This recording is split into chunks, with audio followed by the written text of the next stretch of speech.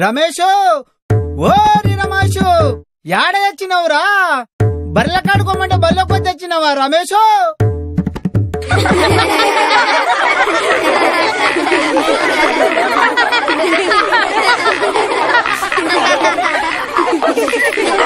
Silence. Sir, మా నాన్న వచ్చాడు, 2 నిమిషాలు మాట్లాడి వస్తాను. సరే, తొందరగా వచ్చేయ్. పరీక్ష కోసం ఇంపార్టెంట్ సిలబస్ చెప్తున్నాను. ఓకే? అలాగే సార్.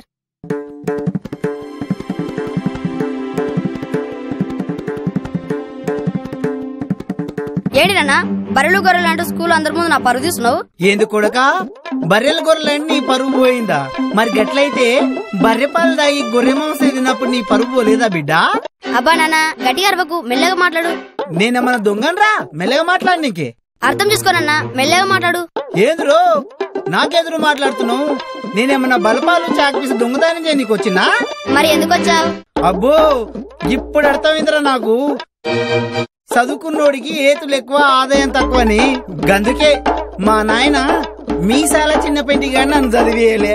నిన్ను చదివించి నేను తప్పు చేస్తుండా. ఇంతకెందుకు వచ్చావో చెప్పనన్నా, క్లాసులోకి వెళ్ళాలి. ఎందుకు వచ్చినా తెలియదురా?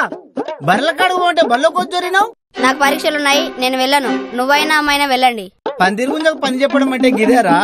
మీ అమ్మ గొర్రెల కాడికి పోయింది, నీవు బర్రెల కాడికి పోతే నేను ఉపాధి హామీ పథకానికి పోతా. అందరం కలిసి 4 రాళ్ళు సంపాదిస్తేనే కదరా వచ్చే ఏడు నీ చెల్లెలు పెళ్లి చేసేది. అదేంటి నాన్న, చెల్లెలు 6వ తరగతిగా చదువుతుంది, అప్పుడే పెళ్ళేంటి? ఆడపిల్లని చదివించడం మన ఇంటా వంట ఉందిరా. గంతెందుకు, మన వంశంలో నీ అంత పొడుగ్గా 10 వరకు ఎవడైనా చదివిండా? చదువుకుంటున్నా అని కోరు పెడితివి, పొడుగ్గా చదవబెడితి. అంతటితో ఊరుకున్నావురా? చెల్లెలు చదవదని జోరీగా లాగా తగిలితివి. నీ బాధపడలేక దాన్ని చదువుకేస్తి.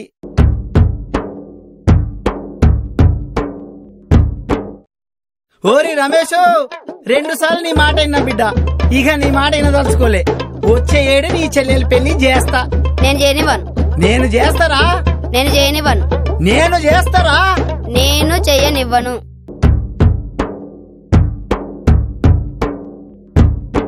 ఒరే మీసాల చిన్న పెండిగాని కొడుకు, మీసాల యాదిగాడు మీస మీద ఒట్టే చెప్తుండు.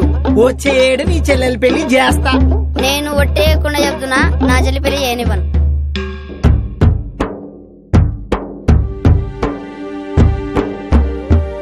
ఏంటి యాదయ్య, తండ్రి కొడుకులిద్దరూ గొడవ పడుతున్నారు? మీరైనా వీడికి బుద్ధి చెప్పండి సారు. వచ్చే ఏడు నా బిడ్డ అలివేలు 7వ తరగతి, దానికి చదువు మానిపించి పెళ్లి చేస్తానండి వీడు వద్దంటుడు. మీ వాడు అన్న దాంట్లో తప్పే ఉంది యాదయ్య. పిల్లల ఇష్టానికి వ్యతిరేకంగా తల్లిదండ్రులు ఏమీ చేయకూడదు. గీడు పెండిగాని వంశంలో తప్పు పుట్టిండు బాబు. గీడు నా మాట వినకపోతే నా బిడ్డ అలివేలు నా మాట ఇంటుంది. ఒకసారి పిలిపించి అడగండి. రమేష్, నువ్వు వెళ్ళి మీ చెల్లెల్ని తీసుకురా.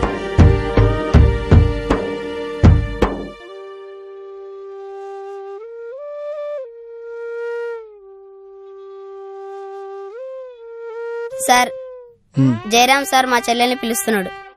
పోమ్మా అలివేలు.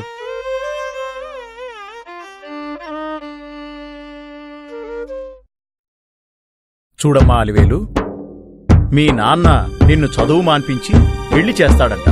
నీకిష్టమేనా? పెళ్ళంటే ఏంటో నాకు తెలియదు. నాకు చదువంటే చాలా ఇష్టం. నేను బాగా చదువుకొని పెద్ద డాక్టర్ అవుతాను. ఇది కూడా పెండిగాని వంశంలో తప్పు పుట్టింది సారు. నువ్వు ఇక్కడ ఉంటువా? వాళ్లు తప్పు పుట్టడం కాదు, నువ్వు తప్పుగా ఆలోచిస్తున్నావు.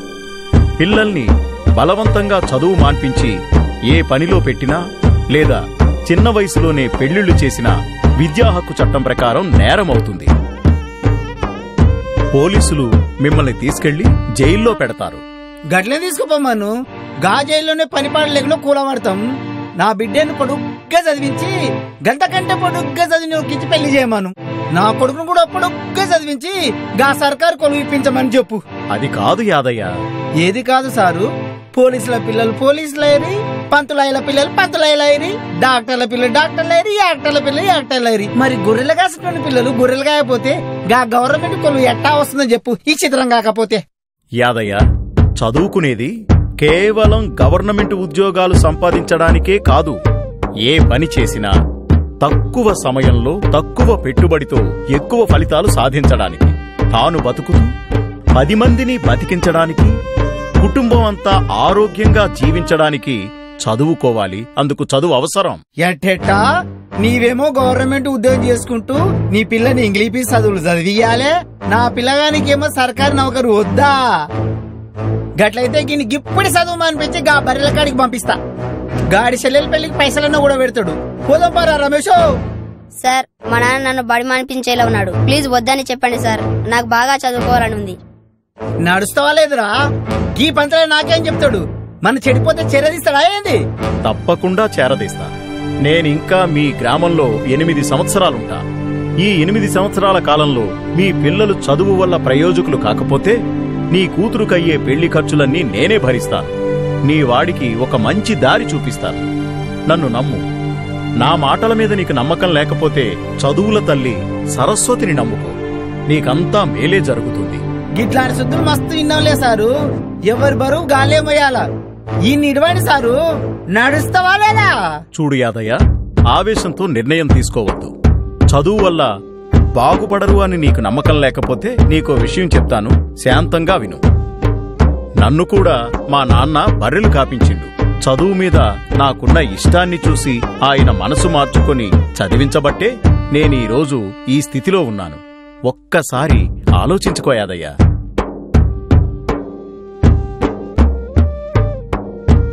గా మాత్రం భరోసా ఇస్తే చాలు సారు, నా పిల్లల్ని చదివించుకుంటా.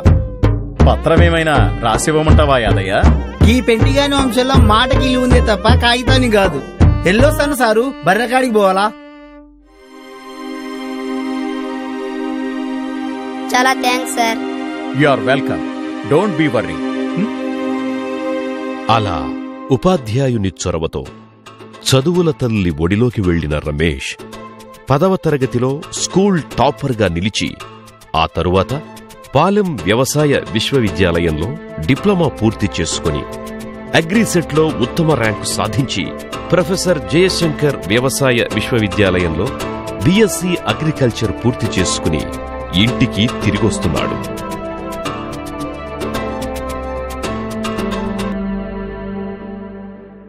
నానా బాగున్నావా?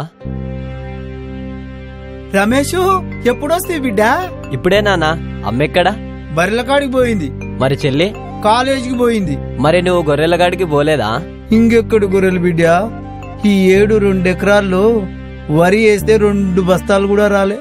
ఇల్లు కూడా ఒక గొర్రెలు నమ్మి సంసారం లాగానే చాలా కష్టంగా ఉంది బిడ్డ. నానా నువ్వేం భయపడకు, నేనొచ్చాను కదా.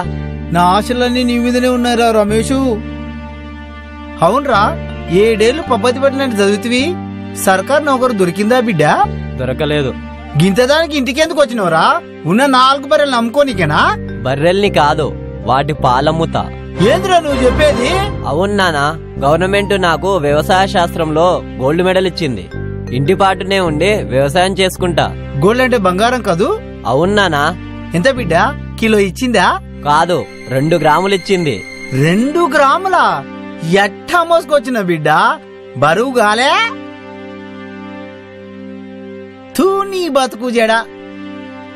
పొడుగ్గా చదివి సర్కార్ నౌకరు కొట్టుకోరంటే 2 గ్రాముల బంగారు పట్టుకొస్తావా? సిగ్గు లేదురా?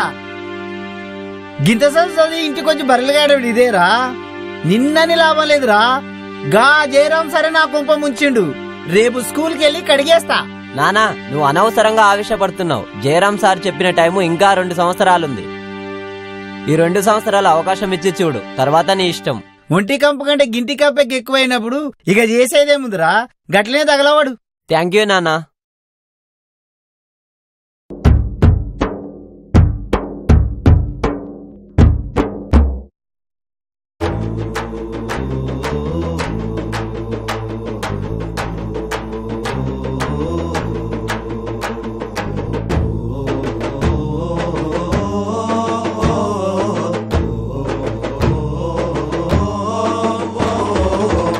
పద పద పద పద పద పద పద పద పద నిన్నటి చీకటి నిద్దుర ముద్దర బదలగ పద పద పద పద పద పద పద పద పద పద పద రేపటి వెలుగై అక్షర సేద్యం పిలిచెను పద పద పద పద పద పద పద పద పద పద పద పద పద పద పద పద పద నిన్నటి చీకటి నిద్దుర ముక్కర వదలగ పద పద పద పద పద పద పద పద పద పద పద రేపటి వెలుగై అక్షర సేద్యం పిలిచెను పద.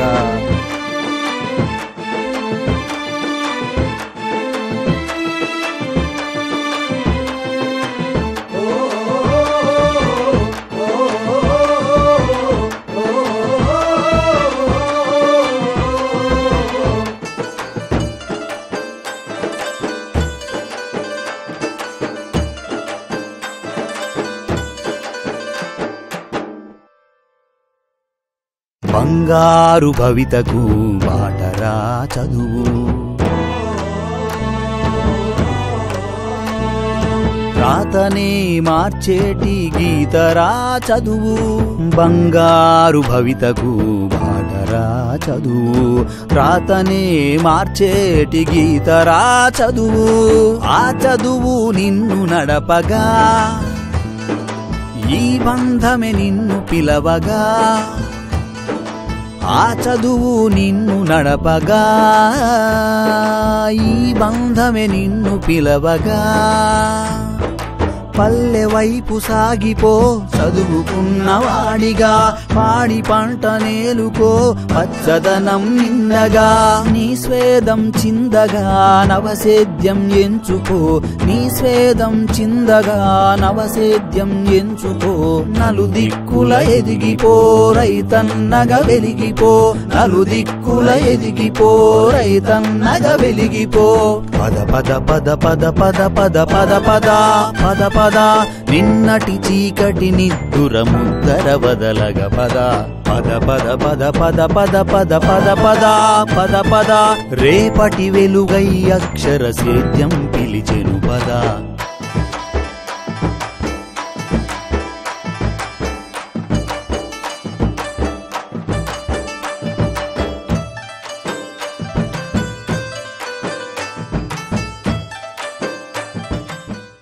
నాన్న ఈ నెల పాల డబ్బులు 40,000 తీసుకో. పాల డబ్బులు 40,000? ఏందిరా నాకు భయపడి ఇక్కడ దొంగతనం చేసినావా? నేను పెంటిగాని వంశంలో పుట్టినవాడిని నాన్న, నాకు అలాంటి అలవాటు లేదు. మరి పాలమ్మితే గింత డబ్బు ఎట్టా వచ్చిందిరా? ఏం లేదు నాన్న, బర్రెల్ని శుభ్రంగా ఉంచుతూ వాటికి దాన అవసరమైనంత ఇస్తూ సేంద్రియ ఎరువులతో పండించిన గడ్డి పెట్టాను. ఎలాంటి రోగాలు రాకుండా జాగ్రత్తలు తీసుకున్నాను. దాంతో ఒక్కొక్క బర్రె 10 పాలు ఎక్కువిచ్చాయి. ఓరి నీ చదువు బంగారం గాను, నీ చదువు భలే ఉందిరో. ఆ 40,000కే అంత మురిసిపోతున్నావు, ఈ 1,00,000 చూస్తే సంతోషం తట్టుకోగలవా? 1,00,000? ఇంత డబ్బు ఎక్కడిదిరా? మన 2 ఎకరాల్లో పండించిన వరి అమ్మగా వచ్చింది. గంత దిగుబడి ఎట్టా వచ్చింది బిడ్డ? చేనుకేమన్నా మంత్రించినవా?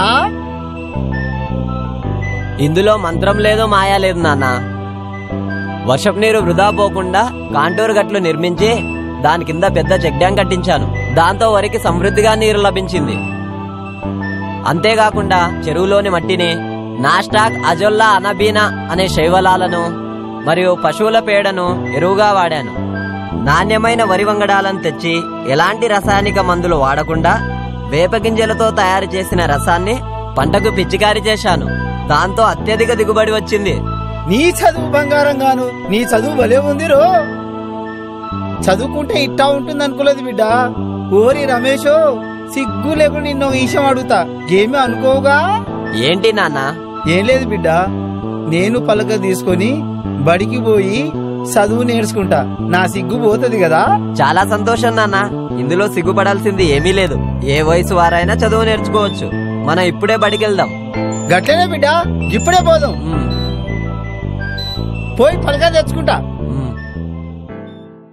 అజ్ఞానపు తిమిరాలను తరివేను చదువు,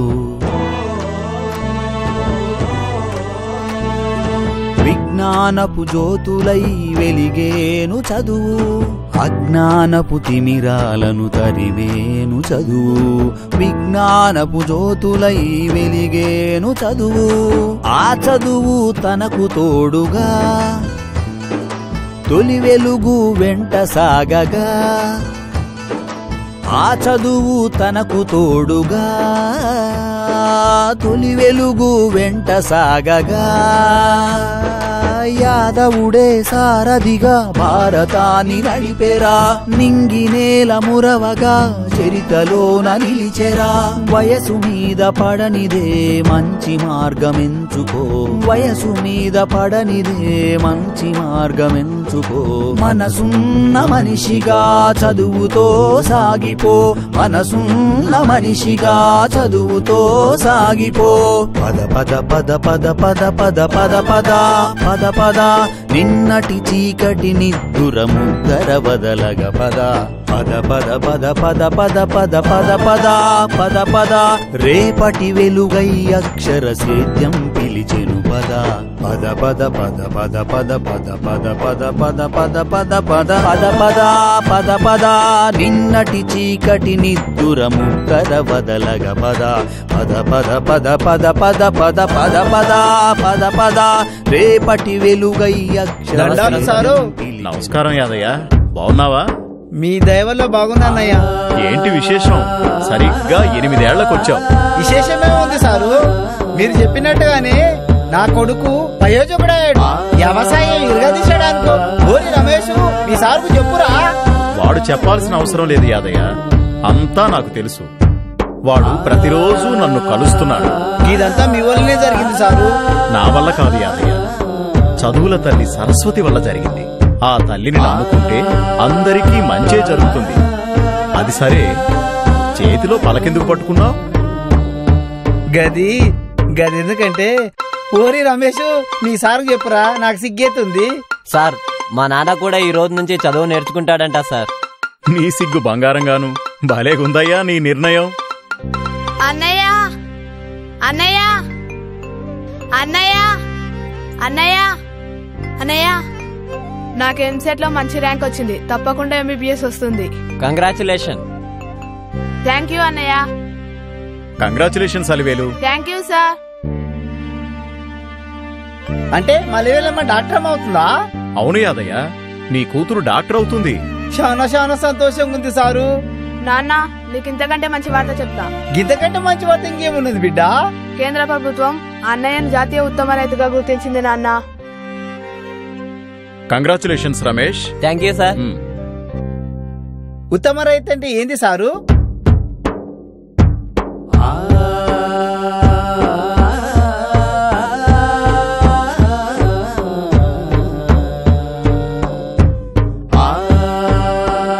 అలివేలు, పేపర్ ఇవ్వు. మీ నాన్నకు అర్థమయ్యేలా నేను చదువుతాను.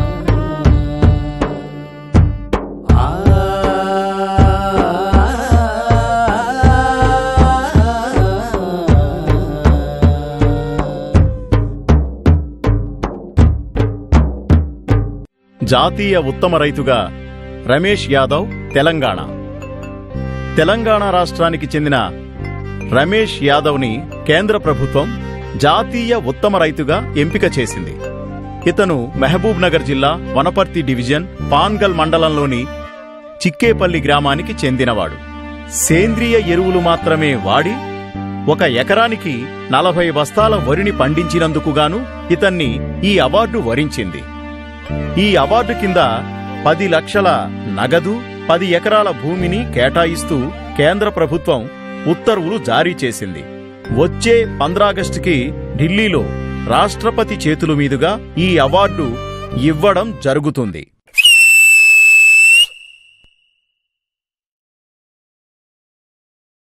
శబాస్రా కొడుక, పెంటిగాని పేరు ఢిల్లీ పాకించను.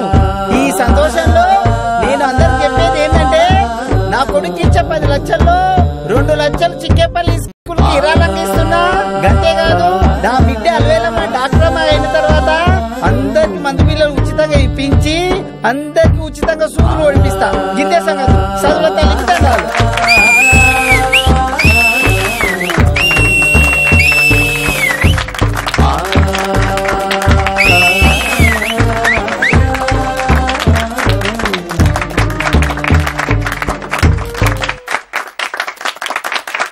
చదువుల తల్లి సరస్వతి నమో నమః.